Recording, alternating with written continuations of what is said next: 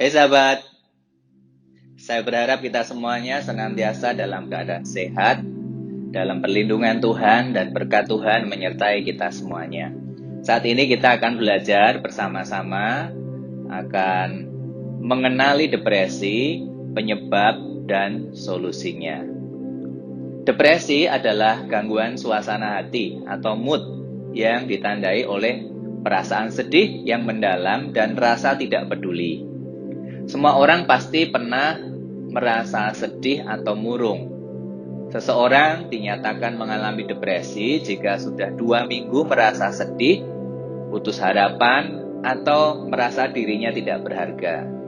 Depresi adalah penyebab utama orang kehilangan harapan hidup dan mereka yang berniat untuk bunuh diri. Beratnya beban hidup berupa krisis ekonomi, kehilangan pekerjaan, sakit penyakit, harga yang melambung atau besarnya kebutuhan hidup membuat kebanyakan orang mengalami berbagai macam depresi. Ini bagaikan sebuah karet yang ditarik, direnggang. Semakin besar beban yang dipikul oleh seseorang, ada kemungkinan karet tersebut akan putus. Pada dasarnya, depresi menggambarkan keadaan sementara ketika seseorang mengalami perasaan sedih atau murung yang disertai oleh rendahnya rasa percaya diri dan hilangnya minat untuk beraktivitas. Depresi yang dibiarkan berlanjut dan tidak mendapatkan penanganan bisa menyebabkan terjadinya penurunan produktivitas kerja, gangguan hubungan sosial, hingga munculnya keinginan untuk bunuh diri. Kita akan belajar bersama-sama gejala depresi. Ada beberapa ciri-ciri psikologi dan fisik yang menunjukkan seseorang terkena depresi. Ciri-ciri seseorang terkena depresi secara psikologis atau secara kejiwaan adalah mengalami kecemasan dan kekhawatiran yang berlebihan.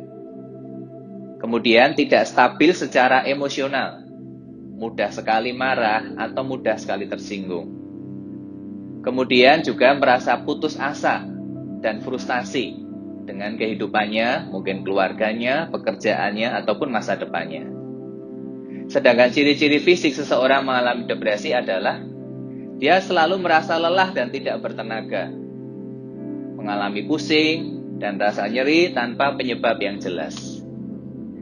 Kemudian menurunnya selera makan dan juga insomnia atau susah tidur.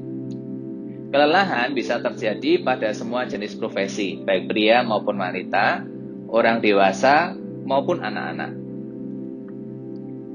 Kita akan belajar tentang penyebab depresi. Yang pertama adalah kelelahan.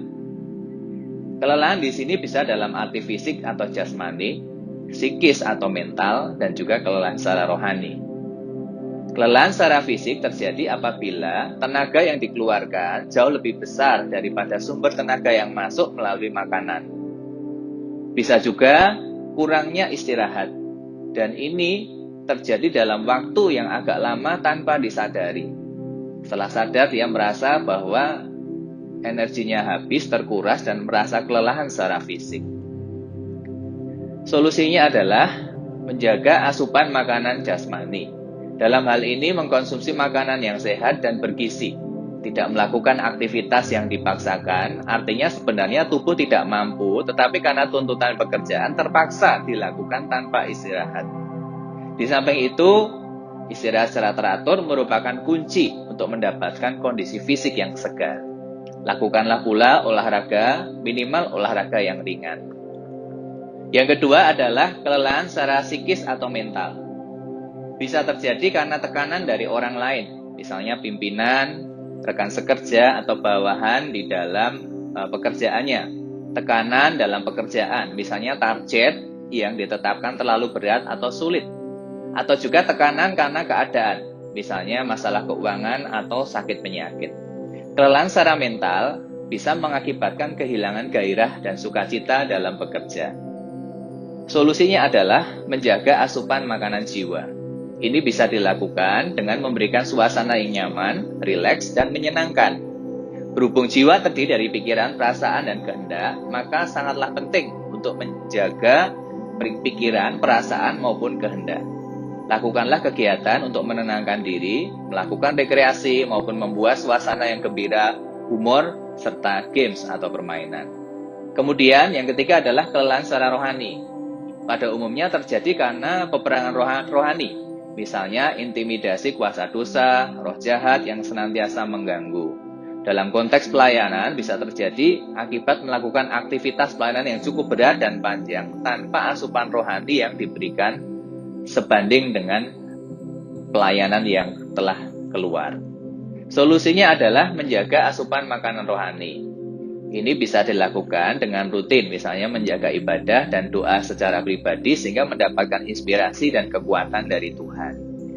Bila memiliki manusia batin yang sehat, maka otomatis akan berdampak pada kesehatan tubuh dan jiwa. Selanjutnya kita akan belajar tentang penyebab depresi. Yang kedua adalah kesendirian. Jika yang pertama tadi adalah kelelahan, maka penyebab depresi yang kedua adalah kesendirian.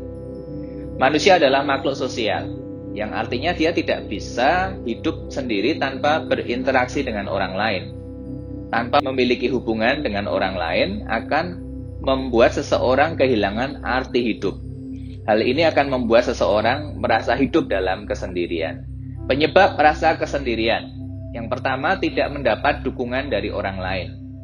Merasa tidak didukung oleh orang lain, ada orang-orang yang memaksakan dirinya untuk melakukan secara sendiri. Ini mungkin terdorong oleh rasa ego yang tinggi tanpa melihat batas kemampuannya. Bila terjadi sekian lama, maka ia akan merasa benar-benar tidak ada orang yang peduli kepadanya. Tak jarang, keadaan ini akan membuat seseorang menjadi murung, pendiam, dan antisosial. Solusinya adalah bersikap realistis. Tidak perlu memaksakan diri apabila merasa tidak mampu untuk melakukan tugas maupun pekerjaan seorang diri. Bangunlah budaya untuk membantu orang lain, supaya ketika Anda membutuhkan dukungan, orang lain dengan senang hati akan membantu Anda. Belajarlah selalu membangun tim dalam mengerjakan sebuah pekerjaan yang besar. Penyebab yang kedua orang merasa sendiri adalah kehilangan orang yang dicintai. Misalnya, orang yang dicintai meninggal. Misalnya suami atau istri, anak ataupun orang tua. Bisa juga karena perpisahan, misalnya anak-anak yang kehilangan kasih sayang daripada orang tua. Karena orang tuanya berpisah. Atau sindrom yang terjadi pada orang tua yang telah lanjut usia. Karena anak-anak telah berkeluarga dan meninggalkan orang tuanya. Keadaan seperti ini menimbulkan rasa kesendirian. Tak jarang akan selalu bersedih ketika mengingat orang yang dicintainya tak lagi bersamanya. Solusinya adalah bersikap ikhlas dan merelakan orang yang kita cintai telah berpulang kepada Tuhan mendahului kita. Kesendirian untuk sementara adalah wajar, tetapi jangan biarkan terus-menerus terjadi sehingga menghilangkan damai dan sukacita di dalam hati. Isilah waktu dengan kegiatan positif, misalnya melayani orang lain atau kegiatan sosial.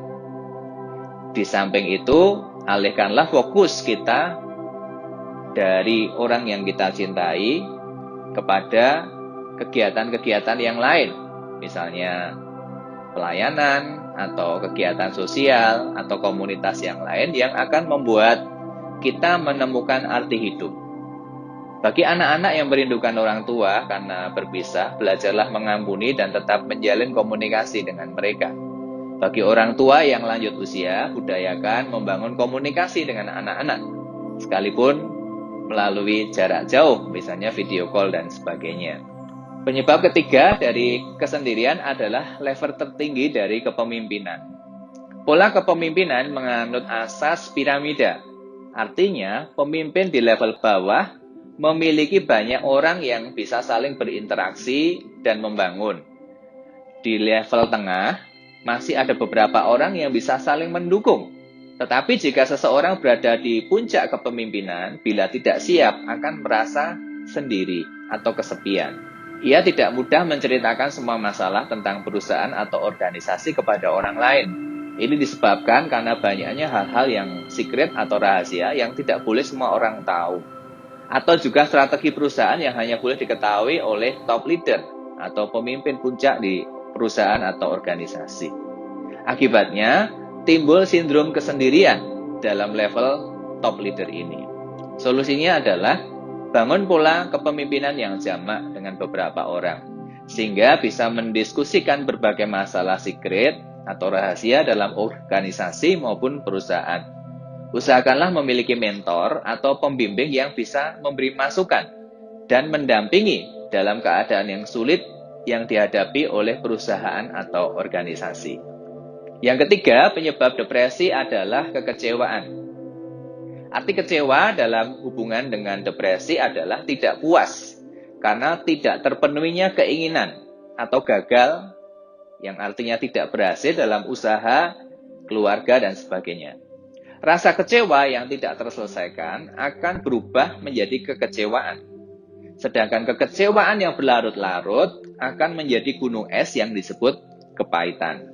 Kekecewaan bisa disebabkan oleh keadaan, diri sendiri, orang lain, bahkan Tuhan yang menjadi kambing hitam dari semua kekecewaan yang dia alami.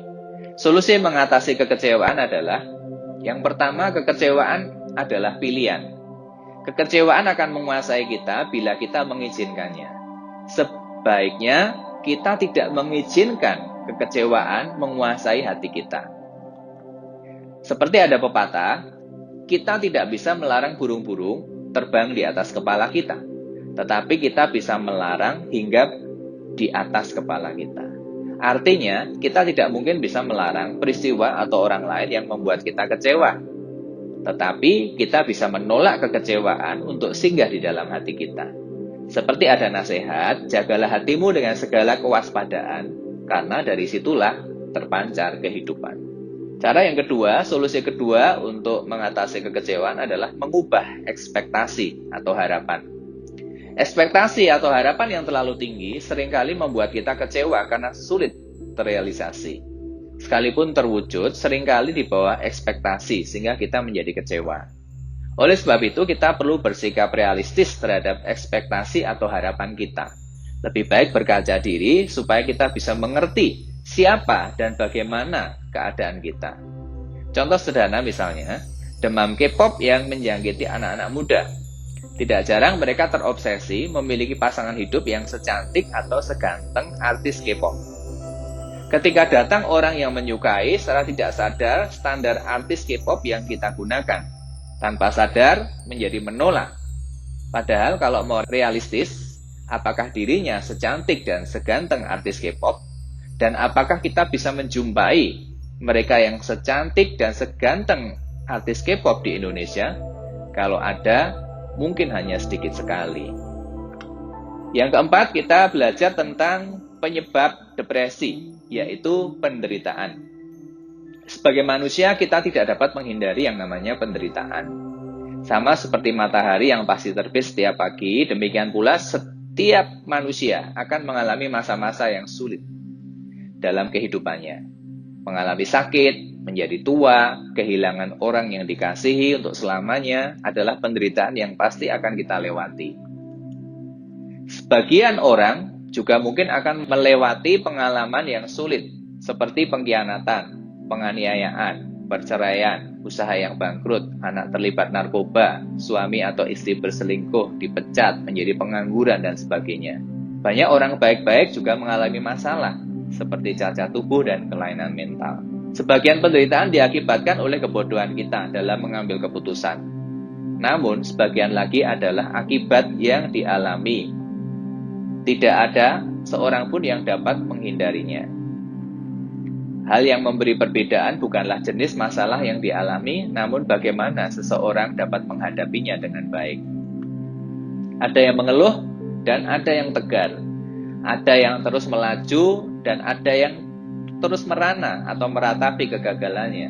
Ada yang terus berharap untuk masa depan yang lebih baik, ada pula yang putus asa. Sikap kita terhadap penderitaan ini menunjukkan sejauh mana kita mengerti maksud dan tujuan hidup kita. Solusinya adalah tahu apa yang menjadi tujuan hidup kita. Hidup tanpa tujuan membuat kita menjadi frustasi. Tetapi memiliki visi dan tujuan dalam hidup dapat menguatkan kita, bahkan saat paling sulit atau paling kelam sekalipun dalam kehidupan kita. Charles Spurgeon adalah revivalist zaman modern yang menderita depresi. Spurgeon dalam tahun-tahun kelamnya seringkali tidak bisa bangkit atau bangun dari tempat tidurnya karena sakit yang dideritanya. Satu-satunya penghiburan yang dia bisa terima adalah mendengarkan istrinya membacakan buku. Berkali-kali ia memikirkan untuk meninggalkan panggilannya, tetapi justru melewati penderitaannya, ia semakin dikuatkan dan diteguhkan dalam menjalani panggilan hidupnya. Tuhan itu dekat dengan orang-orang yang patah hati, dan ia menyelamatkan orang-orang yang remuk jiwanya. Secara sederhana, depresi dapat dibedakan menjadi dua, yaitu depresi ringan dan depresi berat. Jika depresi ringan, seseorang dapat mengatasinya sendiri. Tetapi jika depresi berat, seseorang membutuhkan bantuan orang lain, misalnya konselor atau pembimbing rohani, psikolog, konselor ahli, dan dokter jiwa, terutama orang-orang yang membutuhkan pertolongan secara klinis atau melalui obat. Jadi demikianlah pembahasan kita tentang mengenali depresi, penyebab, dan solusinya. Bila Anda memiliki kesan dan pertanyaan, silahkan ditulis dalam kolom komentar. Silahkan, dan semoga video ini bermanfaat bagi kita semuanya. Sampai jumpa dalam pertemuan berikutnya.